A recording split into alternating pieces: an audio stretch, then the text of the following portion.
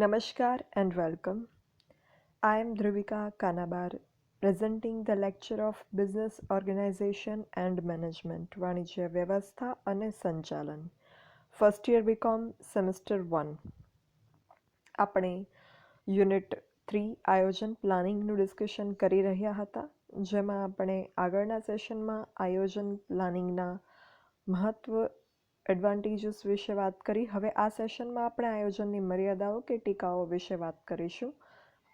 Limitations and criticisms of planning. એવું નથી કે આયોજન જે છે એનાથી માત્ર ફાયદા જ થાય છે, અથવા તો એવું નથી કે આયોજન હંમેશા જે ફાયદા છે એ અપાવે છે, કારણ કે એની કંઈક મર્યાદાઓ પણ છે કે જેના લીધે એના ફાયદા મળી શકતા નથી અમુક ચોક્કસ પ્રકારના સંજોગોમાં. તો એ શું છે એ આપણે વાત કરીએ. તો પહેલું તો બધા જ ધંધામાં આયોજન શક્ય નથી. Planning is not possible in all the businesses. Suppose કોઈ નવા પ્રકારનો ધંધો હોય, મતલબ કોઈ નવો ધંધો શરૂ કરવામાં આવ્યો હોય પ્રથમ વખત, તો એનામાં માટે ભૂતકાળની કોઈ માહિતીની સરખામણી કરવા માટે કોઈ માહિતી ઉપલબ્ધ જ નથી હોતી નવા પ્રકારના ધંધામાં. તો ત્યાં માત્ર અનુમાનો પર આધાર રાખવો પડે છે. જેમ કે કોઈ ધંધો છે એ જે વસ્તુ કે સેવા આપવાનું શરૂ કરવાનું હોય એ ધંધામાં એ વસ્તુ માર્કેટમાં અવેલેબલ જ નથી અને નવી જ લોન્ચ કરવાની હોય, તો એવા સંજોગોમાં એ વસ્તુ માર્કેટમાં એક્સેપ્ટ થશે કે નહીં થાય એ બાબતે શંકાઓ હોય છે. એટલે એમાં જે છે કોઈ માહિતી નથી હોતી કે ઓકે આ વસ્તુ આ કંપની બનાવે છે ને એ કંપનીના પ્રોડક્ટ્સ આટલા કસ્ટમર્સ લે છે, એટલે આપણે પણ એવી વસ્તુઓ બનાવીશું આપણી કંપની તો ચાલશે. કારણ કે એ ધંધો તદ્દન નવા પ્રકારનો છે, એવી વસ્તુ ક્યારેય માર્કેટમાં આવી નથી. તો એમાં માત્ર અનુમાનો ઉપર આધાર રાખવો પડે કે આ જે છે એ સક્સેસ જશે કે નહીં. બીજું, ઘણી વખત બિઝનેસ સિક્રેસી પણ બહુ અગત્યની વાત હોય છે, ધંધાના રહસ્યો કે ગુપ્તતા. તો એની જાળવણી કરવા માટે પણ જે છે એ એની વિગતો જે છે એ આપી નથી શકાતી અને આયોજન શક્ય નથી બનતું.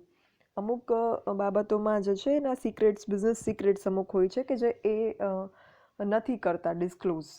તો એવા સંજોગોમાં વિગતો અપ્રાપ્ય હોવાને કારણે આયોજન શક્ય નથી બનતું. હવે આ જે મર્યાદા છે એનું સોલ્યુશન કે હલની વાત કરીએ તો ધંધામાં અનુમાન જે છે એ યોગ્ય રીતે તર્કબદ્ધ રીતે લગાવવું જોઈએ આવા સંજોગોમાં. અને આયોજન જે છે એ જેટલી પણ માહિતી ઉપલબ્ધ હોય એને ધ્યાનમાં રાખીને કરવું જોઈએ. આ બધી મર્યાદાઓને કારણે આપણે આયોજન કરીએ જ નહીં ધંધામાં, એ વસ્તુ યોગ્ય નથી. પણ મુશ્કેલીઓને નિવારી અને બુદ્ધિપૂર્વક વિચારણા કરેલું આયોજન જે છે તો વાંધો આવતો નથી. આ એ ટીકાનું હલ.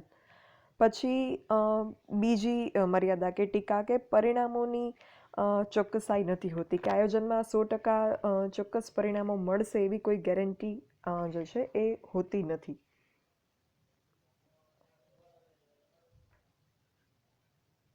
Outcomes of planning may not be 100% perfect. આયોજન ભવિષ્ય માટે કરવામાં આવેલું હોય અને બહુ જ ચોક્કસાઈપૂર્વક તર્કબદ્ધ રીતે કરેલું હોય, છતાં પણ એ મર્યાદા તો છે જ કે અનિશ્ચિતતા અને જોખમ હોય છે. એના કારણે આયોજન જે છે એ અપ ટુ ધી માર્ક હંમેશા હોતું નથી. તો એ માટે એની સોલ્યુશન એ કે 100% રિઝલ્ટની અપેક્ષા રાખવી નહીં, અથવા તો એના માટે બીજી વ્યવસ્થા રાખવી. પછી અપૂરતી માહિતીના આધારે થયેલું આયોજન નુકસાનકારક સાબિત થાય છે. Planning done on incomplete details can be harmful. આયોજન જે છે એમાં ચોક્કસાઈ અને તર્ક ઉપર જ બધું છે, જે કંઈ આધારણ છે ભવિષ્યનું એ. હવે એમાં જ જો ચોક્કસાઈ નહીં હોય, ખૂટતી માહિતી મેળવેલી ન હોય, ચકાસણી માહિતીની ન કરેલી હોય, તો એવા સંજોગોમાં જે છે આયોજન તમારું તમે જેવું ધારેલું હોય એવું શક્ય ના બને. તો અહીંયા વાંક જે છે કે જે ફોલ્ટ છે એ આયોજનની પ્રોસેસનો નથી. આયોજનને પ્રોસેસ કરનાર જે લોકો છે કે જે સત્તાધીશો છે એમના પ્રોસેસમાં ખામી છે. એટલે અહીંયા આપણે આયોજન પ્રક્રિયા તરીકે યોગ્ય નથી ધંધામાં એમ ના કહી શકીએ. એનો સોલ્યુશન માત્ર એ જ કે બસ આયોજનની જે પ્રક્રિયા છે ચોક્કસાઈપૂર્વક અને તર્કબદ્ધ રીતે કરવી જોઈએ, અને માહિતી જે છે એ પૂરતી મેળવવી જોઈએ અને એની ચકાસણી પણ કરવી જોઈએ, ક્રોસ ચેક પણ કરવી જોઈએ. Then this problem will not rise. પછી ઝડપથી બદલાતા સંજોગોમાં આયોજન જે છે એ નિરર્થક સાબિત થાય છે. Planning proves futile in rapidly changing situations.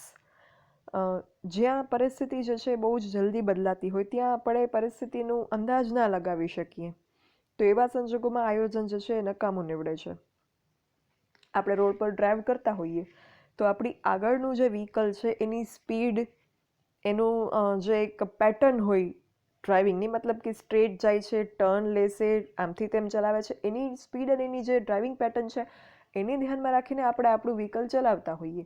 But અગર એની પેટર્ન બિલકુલ અનિશ્ચિત હશે, મતલબ આમથી આમ એકદમ આપણે કહીએ ને ધૂમ સ્ટાઇલથી કે એવી કોઈ વિયર્ડ સ્ટાઇલમાં એની પેટર્નમાં એનું ડ્રાઇવિંગ હશે આગળના ડ્રાઈવરનું, તો ઇન ધેટ કેસ આપણે આયોજન કરેલું હોય કે ઓકે આ આમ જશે એટલે હું આટલી સ્પીડે છું, હું આમ બ્રેક લગાવીશ, હું આમ ટર્ન લઈશ, બધું જ નકામું વયું જાય. મતલબ કે તમે સંજોગ બદલાય છે, એનું ડ્રાઇવિંગ પેટર્ન તમે એઝ્યુમ કરી શકો એવું નથી, ધૂમ સ્ટાઇલમાં છે. સાવ સિમ્પલ એક્ઝામ્પલ. તો એ રીતે બિઝનેસમાં પણ જે આયોજન જે છે એ નિરુપયોગી થાય અગર સિચ્યુએશન્સ બહુ રેપિડલી ચેન્જ થતી હોય તો એનું સોલ્યુશન માત્ર એ કે ટૂંકા ગાળામાં આયોજન કરવાનું, બહુ લાંબા ગાળાનું આયોજન ન કરવું. એટલે ફેરફાર થાય તો આપણે એ મુજબનું આગળ ઉપર જે છે એ કરી શકીએ આયોજન.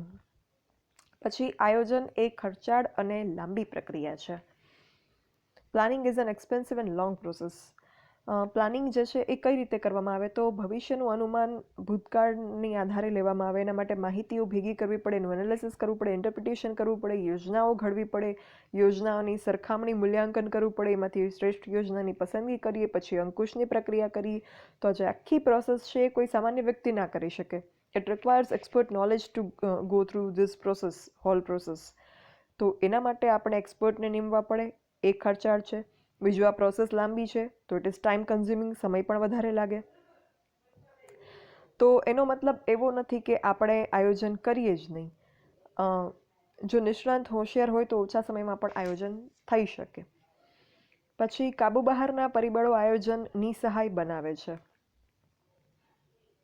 Factors beyond control makes planning helpless. હવે આપણે આયોજન ભવિષ્યના આધારે બનાવીએ છીએ. ભવિષ્ય અનિશ્ચિત છે, પણ એ અનિશ્ચિત ભવિષ્યનું આધારણ કે અનુમાન આપણે અમુક બાબતોના આધારે તર્કબદ્ધ રીતે લગાવીએ છીએ, પણ still there are some factors which is beyond control. ધંધાના અંકુશમાં ના હોય એવા અમુક પરિબળો હોય તો એવા સંજોગોમાં એ પરિબળો અગર એક્ટિવેટ થઈ જાય તો આપણું આખું આયોજન નિરર્થક કે હેલ્પલેસ થઈ જાય. જેમ કે ઘણા બધા બિઝનેસ યુનિટે ઘણું બધું આયોજન કરેલું હશે, ઘણા બધા બિઝનેસ યુનિટનું પ્રોડક્શન થયેલું હશે. બિઝનેસ યુનિટે કોરોનાની સિચ્યુએશન આવી માર્ચ એપ્રિલમાં, એ પહેલાં બધા જ પ્રકારના business, be it cosmetic industry, be it clothing industry, be it tourism industry, બધી જ ઇન્ડસ્ટ્રીમાં કંઈક આયોજન હશે કે આપણે આપણું સેલ્સ આટલું વધારશું. વેકેશન આવવાનું હતું, બરાબર છે, vacation was approaching, summer vacation. તો સમર વેકેશનમાં જનરલી બધા ફરવા જતા હોય, ટૂરમાં જતા હોય, તો ટુરિઝમ કંપનીઝ છે, હોટેલ્સ છે, રેસ્ટોરન્ટ્સ છે, બધાના કંઈક આયોજનો હશે કે આપણે આપણું સેલ્સ આમ વધારીશું, આટલી ફેસિલિટીઝ, ઘણાએ એક્સ્ટ્રા ફેસિલિટીઝ પણ ક્રિએટ કરી હશે કે વધારે ટુરિસ્ટ આવે તો આપણે જે છે કસ્ટમર જવા ના દેવા પડે. But corona situation or lockdown was out of control, કાબુ બહારનું પરિબળ હતું અને બધી જ આયોજનને છે નિસહાય બનાવી દીધું. તો આ રીતે અમુક પરિબળો એવા હોય કે જે આઉટ ઓફ કંટ્રોલ હોય તો એના લીધે આયોજન જે છે એ શક્ય બનતું નથી અમલમાં મૂકવું. સરકારની કરવેરા નીતિમાં કંઈક ફેરફાર થાય, કોઈ યુદ્ધની સિચ્યુએશન હોય, કોઈ ટેકનિકલ ચેન્જીસ આવે માર્કેટમાં, તો આ બધું થઈ શકે. તો આનું એક વાત એ કે આવું જે છે એ હંમેશા નથી થતું, આવું બહુ રેર કેસમાં થાય, જૂજ સંજોગોમાં આવું થતું હોય છે. એટલે આ જે છે એ પરિબળને બહુ અવરોધરૂપ ગણી અને આયોજનને જે છે એ નકારાત્મક રીતે ન જોવાનું એકમાત્ર સોલ્યુશન. પછી કર્મચારી વિકાસ રૂંધાય છે. It obstruct the growth of employees. ધંધાની નીતિ જે છે એ ઘડેલી હોય, કાર્ય કરવાની પદ્ધતિ બનાવેલી હોય, કાર્યક્રમો બનાવેલા હોય, માર્ગદર્શનની વ્યવસ્થા, અંકુશની વ્યવસ્થા, બધું જ આયોજકો દ્વારા, સંચાલકો દ્વારા નક્કી કરેલું હોય. તો નાઉ vote employees R suppose to do? they are supposed to follow their orders only. કર્મચારીએ માત્ર એની અમલવારી કરવાની હોય. તો ઇન ધેટ કેસ કર્મચારીઓની પોતાની કંઈક આત્મસૂઝ હોય, પોતાનું કંઈક હૈયા ઉકલત શબ્દનો ઉપયોગ કરે છે ગુજરાતીમાં, એટલે કે એમનું જે ટેલેન્ટ હોય, પર્સનલ એમનું વિઝડમ હોય, ઇનિશિયેટિવ હોય, એમને એ ઉપયોગ કરી શકતા નથી. માત્ર યંત્રની માફક કામ કરવાનું રહે. તો એ વસ્તુ એક અહીંયા જે છે એ ડ્રોબેક છે. તમને ઘણી વખત એવું થાય કે તમારે અને પેરેન્ટ્સને અમુક બાબતે અમુક વસ્તુ કામ કઈ રીતે કરવું કઈ રીતે નહીં એમાં ક્લેશ થતો હોય. વાય? બિકોઝ બે અલગ જનરેશન છે, બે અલગ જનરેશનના વિચારો અલગ હોય, કામ કરવાની પદ્ધતિ અલગ હોય, ઘણી બધી બાબતે જે છે મતાંતર થતા હોય. એવા સંજોગોમાં અગર તમને થોડુંક લિબરલ આપેલું હોય ફ્રીડમ, તો તમે તમારી જે વિકાસ છે કરી શકો. અગર બહુ જ સ્ટ્રિક્ટ એન્વાયરમેન્ટમાં તમને રાખવામાં આવ્યા હોય તો it obstructs your growth. But condition applies. You have to be disciplined and honest for yourself and your parents. તો જ એ જે ફ્રીડમ તમને આપવામાં આવે છે એ પોઝિટિવ વેમાં ટર્ન થશે. અગર otherwise it will not turn out to be positive. એટલે એ પણ એટલું અગત્યનું છે. તો અહીંયા આયોજનમાં પણ ઘડતર કરતી વખતે એક વસ્તુ થઈ શકે કે કર્મચારીઓ પાસેથી એડવાઇસ લેવામાં આવે, સજેશન્સ લેવામાં આવે, સૂચનો લેવામાં આવે. તો એવા સંજોગોમાં એમને ખરેખર કામ કરવાનું છે. હવે જે એકચ્યુઅલમાં કામ કરે છે અને જે માત્ર એનું આયોજન કરે છે, ધેર વિલ બી ડિફરન્ટ. એમને કંઈક અનુભવ છે તમારા કરતાં વધારે, મીન્સ કે આયોજકો કરતાં વધારે. તો એમની પાસેથી પણ એમના ઓપિનિયન્સ લેવા જોઈએ. તો આ વસ્તુ જે છે એ પ્રોબ્લેમરૂપ થશે નહીં. પછી આયોજનથી સંચાલનમાં જડતા આવે છે. Planning breeds rigidity in management. સંચાલકો જે છે આયોજન કર્યા બાદ પછી એમાં ફેરફાર કરવા તૈયાર નથી થતા. તો હવે અમુક સિચ્યુએશન એવી હોય તો એમાં જડતા યોગ્ય નથી, ફેરફાર કરવો પણ પડે.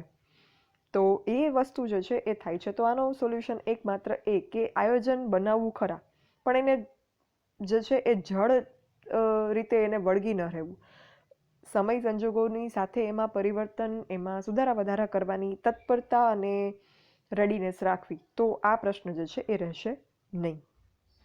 તો આયોજનની આ મોટાભાગની ટીકા જે છે એ ટીકા આયોજનની પ્રોસેસ છે એના માટે નથી, બટ આયોજન કરનાર વ્યક્તિની જે સૂઝબૂઝ છે કે જે એમનું જે લેક ઓફ નોલેજ છે એના લીધે છે.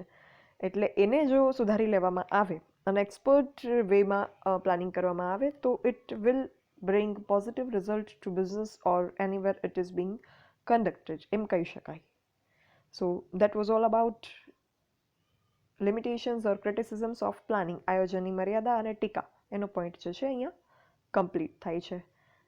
Thank you. For any doubts or queries you can write me on this mail dvk.dhruvika@gmail.com. Thank you.